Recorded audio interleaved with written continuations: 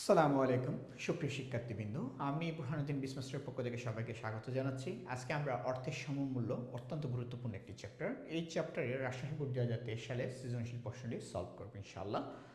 So ফাইন্যান্সের ভালো answer করতে হলে প্রথম যে সত্যটা আছে আমি সবসময় বলি, এটা হচ্ছে আমাকে আগে উদ্দীপক পড়ার আগে প্রশ্নগুলো আইডেন্টিফাই করে নিতে হবে। ওকে, সো আমরা প্রশ্নগুলো আগে আইডেন্টিফাই করে নিই। ফার্স্ট ওয়ান, অর্থাৎ আমরা ম্যাথমেটিক্যাল প্রশ্নগুলো কিন্তু আনসার দিব। ওকে, ফার্স্ট ওয়ান যে প্রশ্নটা আছে এটা হচ্ছে গ নাম্বার, দ্বিতীয় প্রস্তাব অনুযায়ী সালাম সাহেবের প্রাপ্ত সুদের হার নির্ণয় করো। তার মানে দ্বিতীয় প্রস্তাবে সালাম সাহেব যে সুদ পাবেন ওই সুদের হারটা আমাদেরকে কি করতে বলেছেন, বের করতে বলেছেন। সো আমরা প্রশ্নটা স্পেসিফিক করেছি যে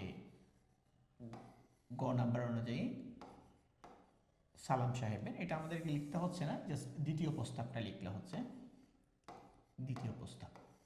তাহলে আমাদেরকে সুদের হারটা আইডেন্টিফাই করতে বলেছে, আমরা সুদের হারটা আইডেন্টিফাই করেছি। ওকে, দেন এরপরে আমরা গ নাম্বারের জন্য আরেকটা পেজ নিব।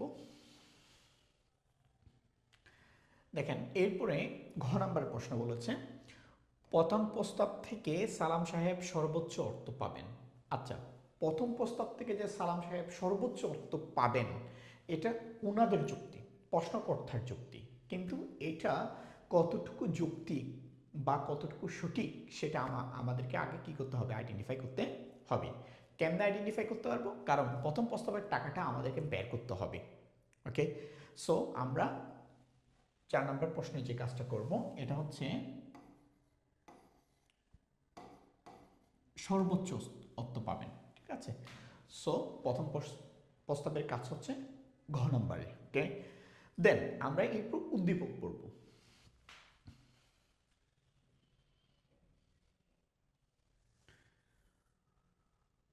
ওকে ডান, আমরা উদ্দীপক পড়া শুরু করি।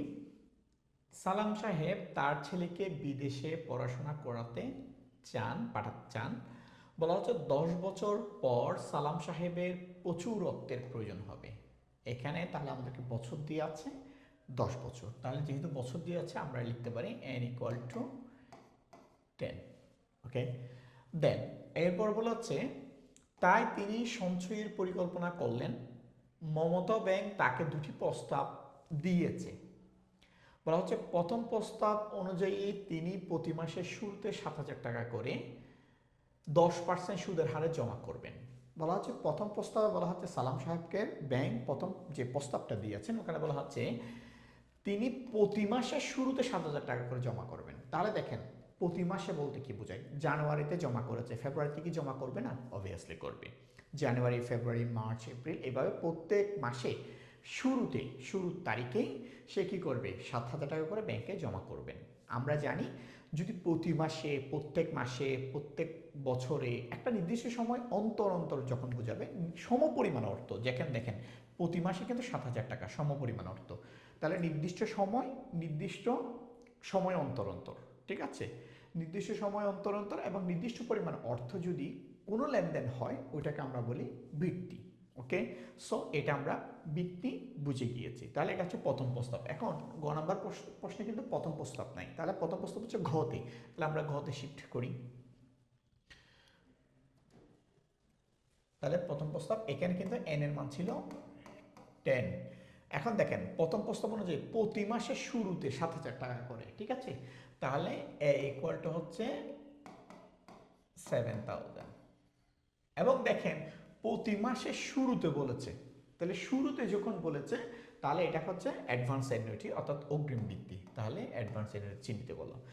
এখন দেখেন সালাম সাহেব যদি প্রতি মাসেই ব্যাংকে টাকা জমা দেন, তিনি কি বছরে একবার সুদ নেবেন ব্যাংকের কাছ থেকে, বা ব্যাংক কি তাকে শুধু বছরে একবারেই সুদ দিবেন? আসলে এটা কাম্য না। ঠিক আছে, যেহেতু আমি প্রতি মাসেই ব্যাংকে ইনস্টলমেন্ট আকারেই টাকা জমা দিচ্ছি, তাহলে আমি প্রতি মাসেই ব্যাংকের কাছ থেকে কি দাবি করব, সুদ দাবি করব। তাহলে সেই সুদ কি এক মাস একবার পাবে নাকি 12 মাসে 12 বার পাবে, যেটাকে আমরা বলি চক্রবৃদ্ধি। সো চক্রবৃদ্ধি হচ্ছে এখানে কত, m ইকুয়াল টু হচ্ছে 12। ওকে, 10% সুদের হার জমা করবেন, তাহলে i ইকুয়াল টু হচ্ছে 10%। ওকে, দেন এরপর কি বলা হচ্ছে দেখেন আমরা একটু এরপরের প্রস্তাবটা দেখি। অন্যদিকে দ্বিতীয় প্রস্তাব অনুযায়ী এককালীন 3 লক্ষ টাকা জমা রাখলে 10 বছর পরে 9 লক্ষ টাকা পাবেন। তার মানে আজকের দিনে তিনি যদি 3 লক্ষ টাকা ব্যাংকে জমা রাখেন, ঠিক আজ থেকে 10 বছর পরে গিয়ে সে 9 লক্ষ টাকা পাবেন। তাহলে 3 লক্ষ টাকা হচ্ছে আমাদের জন্য প্রেজেন্ট ভ্যালু, আর 9 লক্ষ টাকাটা আমাদের জন্য কি ভ্যালু? Future value. সো আমরা প্রথম প্রস্তাবের ইনফরমেশনগুলো প্রথম প্রস্তাবে লিখে নিই, দ্বিতীয় প্রস্তাবের ইনফরমেশনগুলো। তাহলে প্রেজেন্ট ভ্যালু হচ্ছে 3 লক্ষ, ফিউচার ভ্যালু হচ্ছে 9 লক্ষ টাকা। ওকে, আমরা লিখে দিয়েছি। এখন দেখেন, আমরা একটু করার পরে 10 বছর পরে 9 লক্ষ টাকা পাবেন। একটু করার পরে আমরা কিন্তু আর উদ্দীপকের দিকে তাকানোর প্রয়োজন নেই। ওকে, আমরা এখান থেকে ইনফরমেশনগুলো দেখেই কিন্তু আমরা সমাধান করে ফেলতে পারি। ওকে, সো আমরা সমাধান করে ফেলি। দেখেন, এখানে বলেছে সুদের হার বের করার জন্য। দেখেন, এখানে বলেছে সুদের হারটা বের করার জন্য। সো আমরা এখন সুদের হারটা বের করব। এখন সুদের হার বের করার জন্য আমরা প্রেজেন্ট ভ্যালু আর ফিউচার ভ্যালু দুইটারই সূত্র ইউজ করতে পারি। তবে মনে রাখবেন, সহজে বের করার জন্য আমরা সব সময় ফিউচার ভ্যালু সূত্র ব্যবহার করব। যেহেতু ফিউচার ভ্যালু সূত্রটা হচ্ছে গুণন আকারে, আর গুণ করাটা অতীব সহজ। ওকে, সো আমরা বের করি future value equal to present value 1 plus I to the power by n. ওকে, এখন দেখেন ফিউচার ভ্যালু আমাদেরকে কত দিয়ে আছে? 9 লক্ষ টাকা ইকুয়াল প্রেজেন্ট ভ্যালু দিয়ে আছে কত? 3 লক্ষ টাকা। 1 প্লাস আই এর মান কি দিয়ে আছে? না, আই এর মান বের করতে হবে। সো আমরা আইটাকে যেটুকু আছে ওটুকু লিখে দিয়েছি। n ইকুয়াল টু কত বছর? 10 বছর। তাহলে 10 দিলাম। ওকে, দেন এখন দেখেন, এই যে 9 লাখ আছে, আমি যদি এই 3 লাখটা এখানে গুণ অবস্থায় আছে, তাহলে এই পাশে যদি আমি আনি তাহলে এটা ভাগ অবস্থায় হবে। তাহলে 3 লাখ দিয়ে 9 লাখকে ভাগ করলে কত হয়? 3 হয়। Okay, equal 1 plus I to the power by 10। এখন একটা বিষয় খেয়াল করে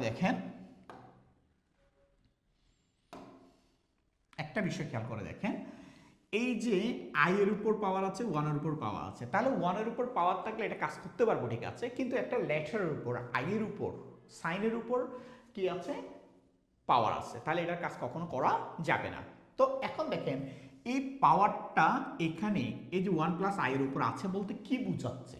এখানে মূলত বোঝাচ্ছে 1 প্লাস আই হচ্ছে 10 গুণন। কয় গুণন? 10 গুণন, কারণ পাওয়ার মানে হচ্ছে গুণন। ওকে, সো এই পাওয়ারটা গুণ অবস্থায় আছে, যেহেতু এটার কাজ এখানে করতে পারবো না, তাহলে মনে মনে চিন্তা করুন তো, এই পাওয়ারের নিচে এখানে কত আছে? 1। তাহলে পাওয়ারকে আমরা কি করাতে পারি? স্থানান্তর করাতে পারি।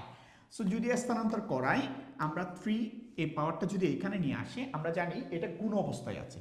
এটা কি অবস্থায় আছে? গুণ অবস্থায় আছে। তো এই পাশে যখন নিয়ে আসবো, আমরা যখন শিফট করব, এটাকে ট্রান্সফার করব, তখন এটা গুণ অবস্থাটা কি হয়ে যায়? ভাগ অবস্থায় হয়ে যায়, অর্থাৎ উল্টে যাবে। ওকে, তো উল্টাই দিই,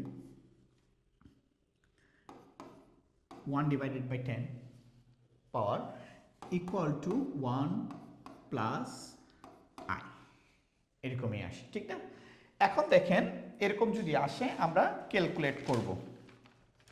আমরা কি করব? ক্যালকুলেট করব।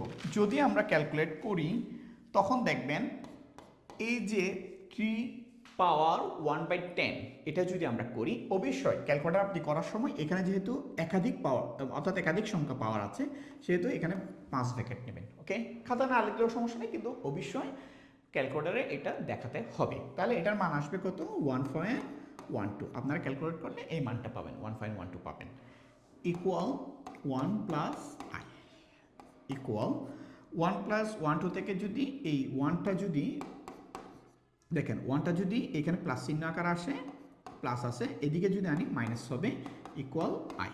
তাহলে আমরা বলতে পারি আই ইকুয়াল টু 0.12। এখন দেখেন, আই ইকুয়াল টু 0.12, এটাকে যদি আমরা শতকরায় প্রকাশ করি, তাহলে আসে কত? I equal to 12%। সো আমরা সুদের হার বের করেছি 12%। ওকে, দেন আমরা এরপরের অঙ্কে চলে যাই। ঘ নাম্বার প্রশ্নে আমাদেরকে বলেছেন যে এখানে আমরা দেখেছি যে প্রথম প্রস্তাব থেকে সালাম সাহেব সর্বোচ্চ অর্থ পাবেন। দেখেন এখানে একটা বিষয় আপনি খুবই সহজ করে দিয়ে আছে, এটা হচ্ছে দ্বিতীয় প্রস্তাব থেকে ৩ লক্ষ টাকা রাখলে ১০ বছর পর ৯ লক্ষ টাকা পাবেন। তাহলে দ্বিতীয় প্রস্তাবে ভবিষ্যতে কত টাকা পাচ্ছে? ৯ লক্ষ টাকা পাচ্ছে, এটা কিন্তু আমরা জানি অলরেডি। সো প্রথম প্রস্তাব থেকে যে সর্বোচ্চ অর্থ পাবেন এটা কি আমরা জানি? জানি না।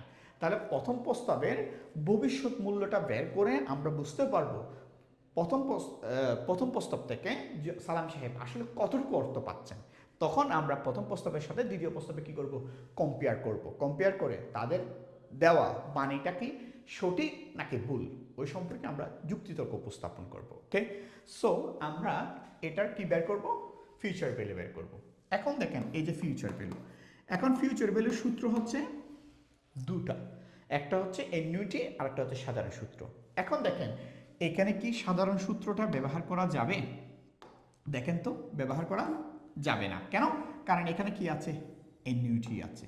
যেহেতু অ্যানুইটি থাকে তখন এটাকে আমরা ফিউচার ভ্যালু অ্যানুইটি বের করতে হয়। এখন অ্যানুইটিটা কেমন? অ্যাডভান্স। তাহলে ফিউচার ভ্যালু অ্যানুইটির সূত্র ইউজ করতে হবে। তাহলে ফিউচার ভ্যালু অ্যানুইটির সূত্র কি আমরা সবাই জানি, এ into 1 plus I to the power by n minus 1 divided by I. ওকে, এখন দেখেন এই সূত্রগুলো আমি বেসিক যেখানে পড়িয়েছি ওখানে দেখিয়েছিলাম যে সূত্রে যদি m এর মান দেওয়া থাকে, দেখেন এইখানে একটা m এর মান দেওয়া আছে, যদি m এর মান দেওয়া থাকে তাহলে m দ্বারা আমরা i কে ভাগ করব, n কে গুণ করব। একটা লাইন ছিল। 2 নাম্বার লাইন ছিল যদি এটা অগ্রিম ভিত্তি হয়, দেখেন এটা অগ্রিম ভিত্তি হয় তাহলে সূত্রের শেষে 1 প্লাস আই কে আমরা কি করব? গুণ করব। যেহেতু এটা অগ্রিম ভিত্তি তাহলে 1 প্লাস আই কে আমরা কি করে দিলাম? গুণ করে দিলাম। এরপরে দেখেন এখানে কিসের মান আছে? m এর মান আছে। তাহলে m দ্বারা i কে ভাগ করব, n কে গুণ করব। সূত্রের যত জায়গায় থাক, তাহলে এখানে i আছে, m দ্বারা ভাগ করলাম, এখানে আছে m দ্বারা ভাগ করলাম, n কে গুণ করলাম, i কে ভাগ করলাম, দ্যাটস ইট। ওকে, তাহলে আমরা দুইটা লাইন মনে রাখবো অ্যানুইটির ক্ষেত্রে। একটা হচ্ছে যদি m এর মান দেওয়া থাকে তাহলে m দ্বারা i কে ভাগ n কে গুণ হবে, আর যদি অগ্রিম ভিত্তি হয় সূত্রের শেষে 1 প্লাস i কে কি করে দিব? গুণ করে দিব। ওকে, দেন এটার আমরা মান বসাই। দেখেন এর মান কত দিয়ে আছে? 7000। তাহলে 7000 টাকা ইন্টু 1 প্লাস i এর মান কত? 10%, তাহলে 0.1 ডিভাইডেড বাই m এর মান হচ্ছে 12, n এর মান হচ্ছে কত বছর? 10 বছর। তাহলে 10 into 12, okay, minus 1, 0.1 divided by 12 শেষ। এরপর হচ্ছে 1 প্লাস i এর মান হচ্ছে 0.1 ডিভাইডেড বাই 12। ওকে, আমরা করে ফেলেছি। এরপর আমরা ক্যালকুলেট করব। এখন ক্যালকুলেট করলে 7000 যেহেতু সহজ এটা রেখে দিলাম, ইন্টু এইটার মানটা আমরা ক্যালকুলেট করব। যদি এটার মানটা আমরা ক্যালকুলেট করি সেক্ষেত্রে আমাদের আনসার আসবে 2.206 ইন্টু 5.55, ওকে, অর্থাৎ 206.55। ঠিক আছে, দেন এটা যদি আমরা গুণ করি তাহলে আমরা পাবো 14,45,850। দেখেন তাহলে আমরা একটা মান পেয়েছি। দেখেন এই মানটা আমরা পেয়েছি। তার মানে ফিউচার ভ্যালু এই যে এনইউটি প্রথম প্রস্তাবে যে এনইউটি দিচ্ছে ওখান থেকে ফিউচার ভ্যালু আসছে 14,45,850 টাকা। এখন দেখেন এখানে বলেছেন আমরা দেখতে পাচ্ছি আমরা প্রথম প্রস্তাব থেকে টোটাল ভবিষ্যতে মূল্য পাচ্ছি 14,45,850 টাকা। সেক্ষেত্রে আমরা দ্বিতীয় প্রস্তাব থেকে পাচ্ছি 9 লক্ষ টাকা। তাহলে তাদের বাণী কি সঠিক না? প্রথম প্রস্তাব থেকে সালাম সাহেব সর্বোচ্চ অর্থ পাবেন, আসলে কি পাচ্ছেন না? অবভিয়াসলি প্রথম প্রস্তাব থেকে তারা সর্বোচ্চ অর্থ পাচ্ছেন। ওকে, সো আমাদেরকে একটু পর্যন্ত এই অঙ্কটা যখন গ নাম্বারে এই অঙ্কটা যখন করবেন তখন কিন্তু আপনি মাত্র 2 নাম্বারেই পাবেন। তাহলে আর 2 নাম্বার হচ্ছে কমেন্ট করাতে, মন্তব্য করতে হবে আপনাকে। সো আমরা মন্তব্যটা করি। দেখেন মন্তব্যটা করি। প্রথম প্রস্তাব থেকে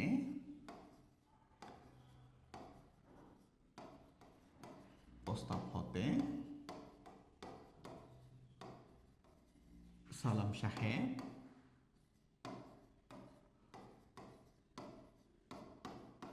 সর্বোচ্চ অর্থ পাবেন। তাহলে এই পাবেন বলছেন, এরপর আমরা লিখব উক্তিটি যথার্থ। ঠিক আছে, আমরা এভাবে লিখব উক্তিটি যথার্থ। ঠিক, শেষ। এইটুক পর্যন্ত যখন আপনি লিখবেন, দেখেন এই লাইনটা যখন আপনি লিখবেন, শুধু এই লাইনটা, তখন আপনার 1 নাম্বার নিশ্চিত হয়ে গিয়েছে। দেন বাকি 1 নাম্বার কোথায়? বাকি 1 নাম্বার হচ্ছে পাচ্ছেন, এটা আপনি দেখাবেন কেমনে। দ্বিতীয় প্রস্তাব হতে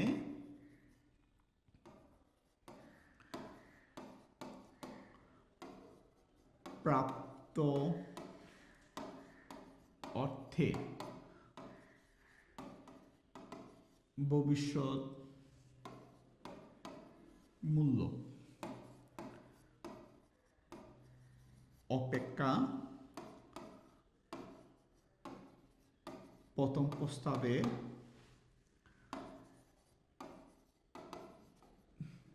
ভবিষ্যৎ মূল্য,